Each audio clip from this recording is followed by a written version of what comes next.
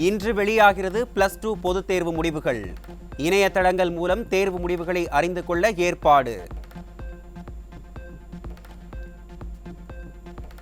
+2 தேர்வு முடிவுகளுக்காக 7.5 லட்சம் மாணவ மாணவிகள் காத்திருப்பு. கடந்த ஆண்டில் அரை மணி நேரம் மாணவர்களை பரிதவிக்க விட்ட அமைச்சர் அன்பில் மகேஷ் இந்த ஆண்டாவது குறித்த நேரத்தில் தேர்வு முடிவை வெளியிட வருவாரா என பெற்றோர்கள் மாணவர்கள் எதிர்பார்ப்பு. +2 முடிவுகள் வெளியாகும் நிலையில் அரசு கலை கல்லூரிகளில் சேர இன்று முதல் விண்ணப்பிக்கலாம். இளநிலை பட்டப்படிப்பு முதலாம் ஆண்டு சேர்க்கைக்கு மாணவர்கள் விண்ணப்பிக்கலாம் என கல்லூரி கல்வி இயக்ககம் அறிவிப்பு. தமிழகம் முழுவதும் 1.5 லட்சம் பேர் பங்கேற்ற நீட் தேர்வு நிறைவு. கடுமையான கட்டுப்பாடுகளை கடந்து மருத்துவராகும் கனவுடன் தேர்வு எழுதிய மாணவ செல்வங்கள்.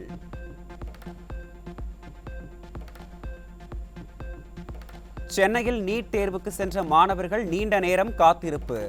ஆவேசமடைந்த பெற்றோர் போலீசாருடன் வாக்குவாதம் செய்ததால் பரபரப்பு.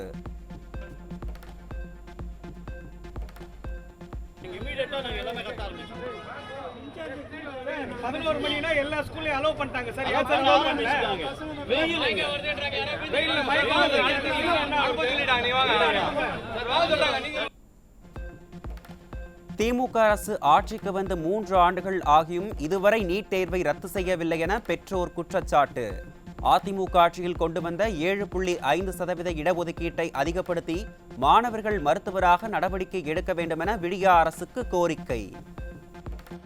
அதுவே இப்போ இன்னும் பிளேஸ்மெண்ட் கொஞ்சம் ஜாஸ்தி இன்க்ரீஸ் பண்ணாங்கன்னா நல்லாயிருக்கும். 7.5ன்றதை விட இன்னும் கொஞ்சம் 10% மேலே கொண்டு போனாங்கனாக்கா இன்னும் நல்லாயிருக்கும். As a public, general public அப்படின்ற போது நம்ம ஒரு சஜஷன் தான் கொடுக்கலாமே. கோவை மாவட்டம் வேடப்பட்டி பகுதியில் பொதுமக்களின் தாகத்தை தணிக்கும் வகையில் அதிமுக சார்பில் நீர்மோர் பந்தல் திறப்பு. முன்னாள் அமைச்சர் SP வேலுமணி நீர்மோர் பந்தலை திறந்து வைத்தார். முன்னாள் அமைச்சரும் அதிமுக மாநிலங்களவை உறுப்பினருமான CV சண்முகம் முன்னிலையில் மாற்றுக் கட்சியினர் கழகத்தில் இணைந்தனர்.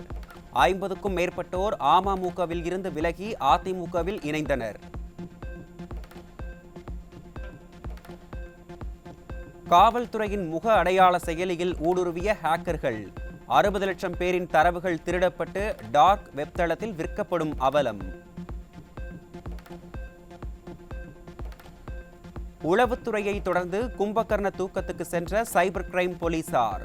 ஹேக்கர்கள் கைவரிசையை தடுக்க தவறி விழி பிதுங்கி நிற்கும் பரிதாபம்.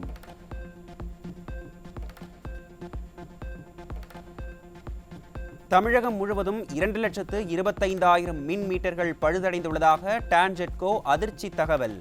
விடியா ஆட்சியாளர்களைப் போலவே மின்துறையும் கோமா நிலையில் உள்ளதாக பொதுமக்கள் விமர்சனம்.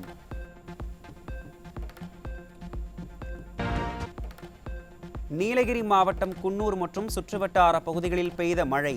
குன்னூரில் இருந்து டால்பின் நோஸ் சென்ற சுற்றுலா வாகனம் மீது மரம் முறிந்து விழுந்ததால் போக்குவரத்து பாதிப்பு.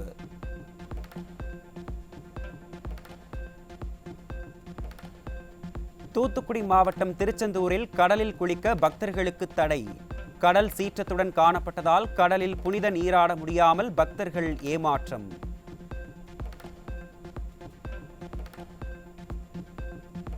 கன்னியாகுமரி மாவட்டம் நாகர்கோவில் அருகே கடல் நீர் ஊருக்குள் பூந்ததால் வீட்டை விட்டு வெளியேறிய மீனவ மக்கள். விடியா ஆட்சியில் அதிகாரிகள் யாரும் தங்களை கண்டு கொள்ளவில்லை என மக்கள் வேதனை.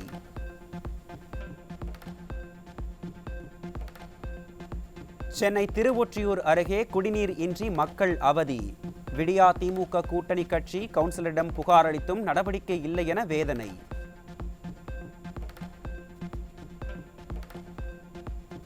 சிவகங்கை மாவட்டம் தேவக்கோட்டை அருகே வடமாடு மஞ்சுவிரட்டு விழாவில் பரபரப்பு. வடகயிறு கழன்று விழா மேடையில் புகுந்த காளையால் தெரித்து ஓடிய விழா கமிட்டியார்கள். ஆனந்த் ராஜா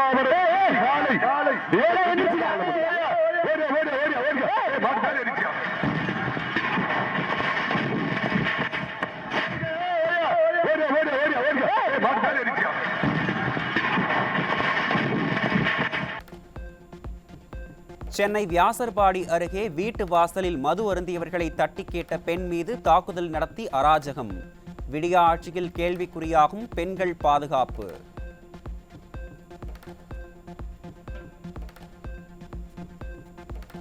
அண்ணா பல்கலைக்கழகத்தின் கீழ் இயங்கும் பொறியியல் கல்லூரிகளில் வரும் 15ஆம் தேதி முதல் செமஸ்டர் தேர்வுகள் தொடக்கம். தேர்வு அட்டவணையை வெளியிட்டது அண்ணா பல்கலைக்கழகம்.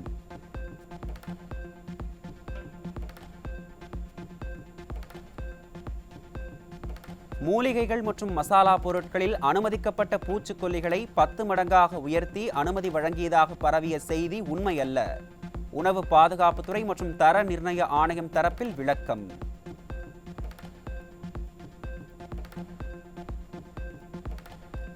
வெங்காய ஏற்றுமதிக்கு மத்திய அரசு அனுமதி அளித்ததால் அடுத்த சில மாதங்களில் உள்நாட்டில் வெங்காய விலை உயரும் அபாயம். வெங்காயத்தை உரிக்காமலேயே இல்லத்தரசிகளின் கண்களில் நீர் வர வாய்ப்பு. திருவண்ணாமலை மாவட்டத்தில் பள்ளி மாணவர்களின் சீருடையை தனியார் துணிக்கடைகளுக்கு விற்பதாக ஆட்சியரிடம் பகீர் புகார். மாணவர்களின் சீருடையை தைத்து தரும் மகளிர் குடிசை சங்கத்தினரின் வாழ்க்கையோடு விளையாடும் விடியா திமுக அமைச்சர் ஏவா வேலுவுக்கு கண்டனம். சென்னை அரசு ராஜீவ்காந்தி மருத்துவமனையில் வெப்ப அலைக்கு ஒருவர் உயிரிழப்பு. ஹீட் ஸ்ட்ரோக் காரணமாக வடமாநில கட்டிட தொழிலாளி உயிரிழப்பு என தகவல். சென்னை மெரினா கடற்கரையில் ரஷ்ய நாட்டு சுற்றுலா பயணியை தாக்கி செல்போன் பறிப்பு. மெரினா கடற்கரையில் கூட போதிய போலீஸ் பாதுகாப்பு போடாமல் தமிழகத்தின் மானத்தை கப்பலில் ஏற்றும் விடியா திமுக அரசு. கன்னியாகுமரி மாவட்டம் முக்கடல் அணையின் நீர்மட்டம் கடும் சரிவை சந்தித்துள்ளதால் குடிநீர் தட்டுப்பாடு ஏற்படும் அபாயம். விடியா திமுக அரசு முன்னெச்சரிக்கை நடவடிக்கை எடுக்காததே காரணம் என மக்கள் குற்றச்சாட்டு. காஞ்சிபுரம் மலர் சந்தையில் மல்லிகைப்பூ விலை கடும் சரிவு. விவசாயிகள் மற்றும் வியாபாரிகள் கவலை.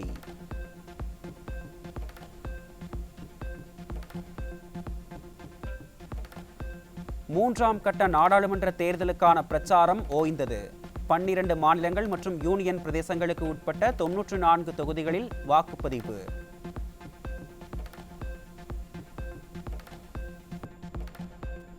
சென்னை பல்லாவரத்தில் உள்ள ஏரியில் ஆகாய தாமரைகள் குப்பைகள் குவிந்துள்ள அவலம். கோடை காலத்தில் நீர்வள ஆதாரத்தை காக்க விடியா அரசு நடவடிக்கை எடுக்கவில்லை என பொதுமக்கள் குற்றச்சாட்டு. ராமேஸ்வரத்தில் ஓட்டுநர் இல்லாமல் தானாக ஓடிய பேருந்து கடை மீது மோதிய விபத்தில் நூல் இழையில் உயிர் தப்பிய பெண்.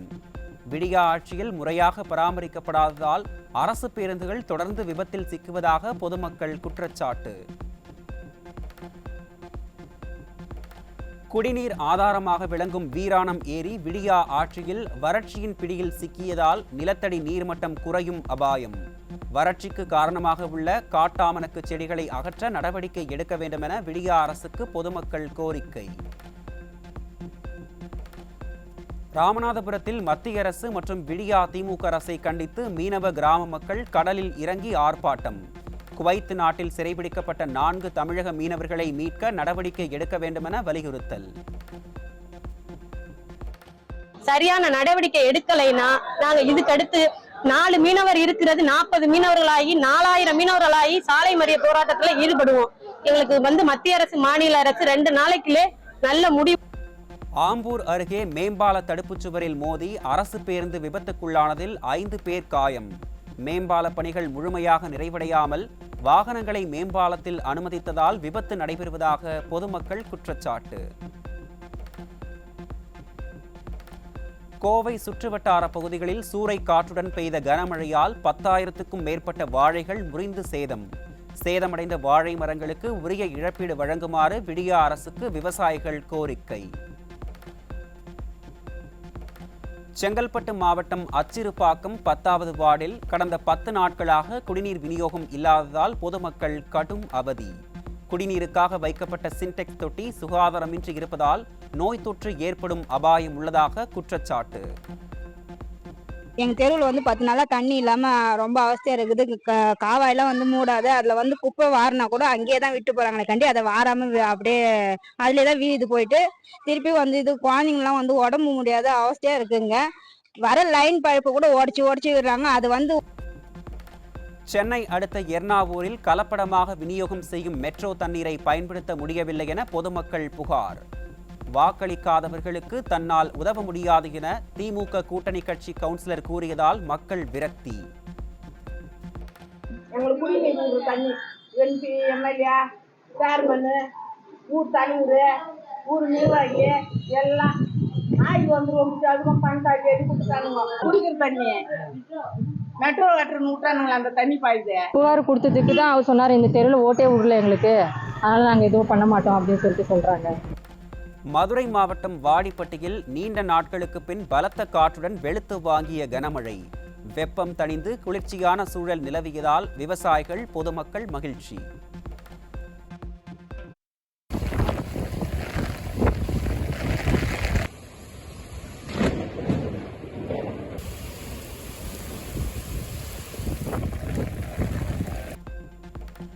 திருவாரூர் அருகே கடனுக்கு மது தராத ஆத்திரத்தில் விற்பனையாளரை தாக்கிய மதுப்பிரியர். விடியா அரசு மதுவை கட்டுப்படுத்த தவறுவதால் தாக்குதல் சம்பவங்கள் அரங்கேறுவது தொடர்கதையாகும் அவலம்.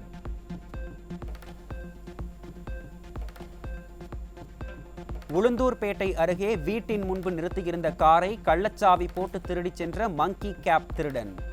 உரிமையாளர் கொடுத்த புகாரின் பேரில் மங்கி கேப் திருடனுக்கு போலீசார் வலைவீச்சு. பெண்களின் ஆபாச வீடியோ மற்றும் ஆள்கடத்தல் வழக்கில் சிக்கிய HD ரேவண்ணாவுக்கு 3 நாட்கள் போலீஸ் காவல். பிரஜ்வல் ரேவண்ணா மற்றும் HD ரேவண்ணாவால் பாதிக்கப்பட்டவர்கள் புகார் அளிக்க புகார் எண்ணை அறிவித்தது சிறப்பு புலனாய்வு அமைப்பு.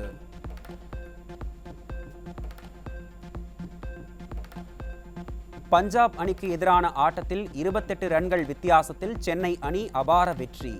அசத்தலான பந்து வீச்சில் பஞ்சாப் அணியை வீழ்த்தி 3வது இடத்திற்கு முன்னேறியது சென்னை அணி.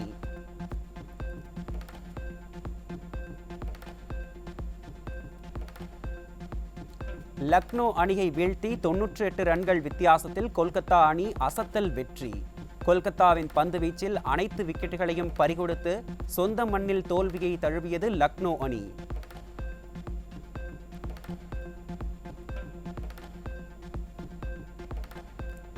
IPL வரலாற்றில் 150 கேட்சுகளை பிடித்து CSK வீரர் தோனி அசத்தல். பஞ்சாப் அணிக்கு எதிரான போட்டியில் ஜிதேஷ் சர்மாவை கேட்ச் பிடித்து ஆட்டமிழக்க செய்ததன் மூலம் புதிய சாதனை படைத்தார் தோனி.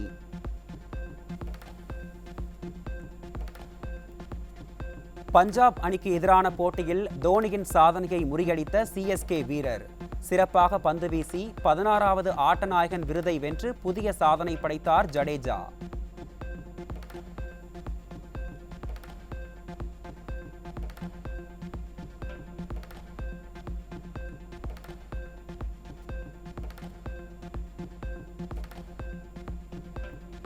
IPL தொடரில் மும்பை மற்றும் ஹைதராபாத் அணிகள் இன்று மோதல்.